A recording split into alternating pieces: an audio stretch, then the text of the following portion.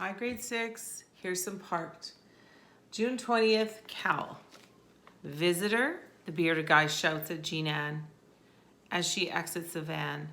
I stand up from the curb so fast my backpack slips off my lap. Jean Ann pauses in the doorway, sniffing the cold morning. Her cheeks are still puffy with sleep. No thank you, she said in my general direction, hugging a book. The bearded guy grabs the side of his lawn chair and he's still bouncing his legs.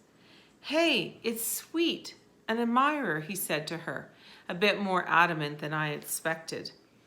This is the closest I've ever gotten to him.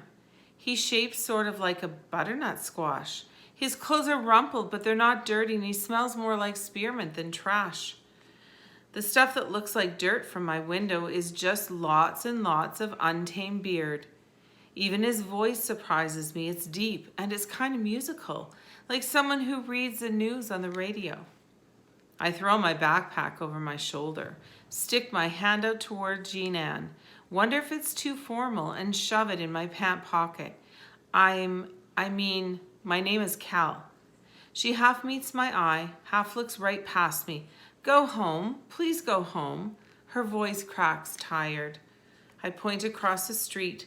I was just there, that's my window. It feels like a lot to reveal.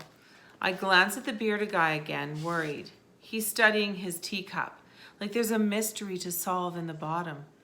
I try to inspect his face without staring. I can't remember exactly how long it's been out there, but he's become a familiar, real neighbor. Jean Ann mutters something. It sounds like Rubik's Cube. I pull my sketchbook out from my back pocket and I tap it against my thigh. I wanted to make sure you were after the ticket. My tongue feels like a flopping fish in my mouth. I can't make it work. She replies with her nuclear scowl. No, thank you, she said firm and flat. I look to the bay for assistance. It shouts back.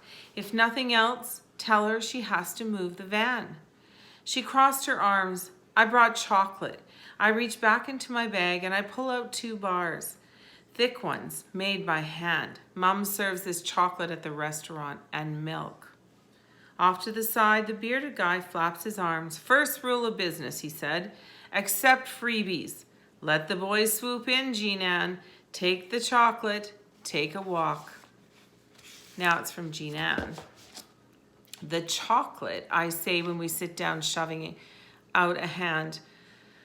I eat half the bar in about 30 seconds, only remembering to keep an eye out for Mom. After I've let out a satisfied moan, I have a feeling I'm going to regret this. I know Mom would not approve. Food from Sandy? Maybe. Food from this kid? No.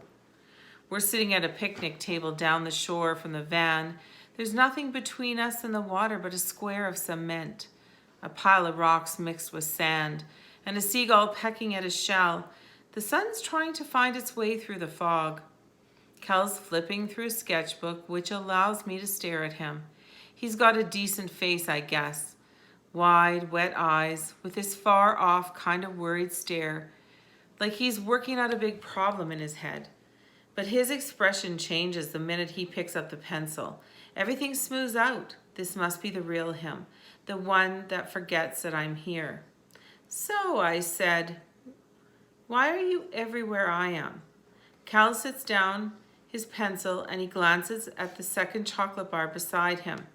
He slides it over, then pushes the sleeve out of his bomber jacket, which looks like something he pulled out of a costume closet. It's black, but everything else he wears is washed out brown, including the bow tie. It's like he stepped out of a confused time machine. I slip the chocolate into my front pocket while looking away. I know the answer he's not giving. Mom and I are like sad guppies at the bottom of the fishbowl. He couldn't resist checking to see if we were breathing through our gills. Does this usually work for you? I said. What? Watching somebody from your window, then stalking them. He pauses, raising a finger like he's going to deny it. It's my first time. I look at him a second, then I lean over to get a view of his sketch. He's working on my nose. It actually looks like my nose. He's drawn wings on my back, though, which, last time I checked, I don't have. Don't you have friends that you should be drawing, or family, or a family dog? He shrugged, keeping his eyes on the page. I'm between friends right now. No dog. At least he's honest. And you decided to skip summer camp? He looks like a band camp type. He erases a part of my hair, then stops to lift his head and squint at the sun. I tried camp once. I spent a lot of time at the nurse's station. I need to stop asking questions. Just enjoy the chocolate, I tell myself. I pick up at a splinter poking from the bench.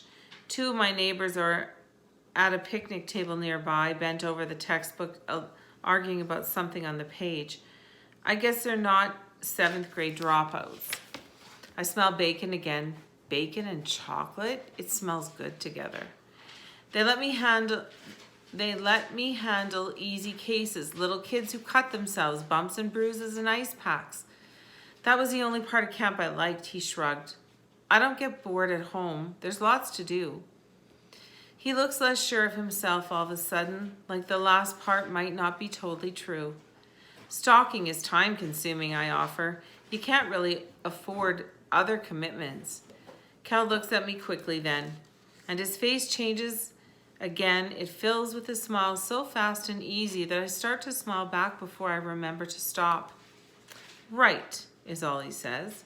He pushes his sketchbook toward me, flipping a few pages back and showing me a drawing he's done of the carrot. As seen from, I guess, his room. This should freak me out, but it doesn't. The van looks solid and quiet and kind and peaceful. Are you visiting friends out here or something? A grandma, he said. I shoo away a seagull, then I shake my head. No grandma, no dad, no sugar daddy, no aunt, no uncle, no family, no good one at least, and no time for friends. Nobody to owe, nobody to kick us out, is how Mom spins our loner status. She says people can have a hard time seeing you as anything other than what you used to be. So you just live in the van. I glare at him like he's thrown a rock through our window. So you just live in a gigantic house? He leans away. I didn't mean it. He looks across the street to his house. It can get lonely with just the two of us. Lately we don't say much. I stare out at the window a lot. I can't believe he's complaining. Thanks for the chocolate, I said. I sound the opposite of thankful, but who cares? I'm just a fish in a bowl that he decided to feed. Everyone knows that guppies don't make it. And that's the end for today. And we'll see you again soon. Bye, grade 6.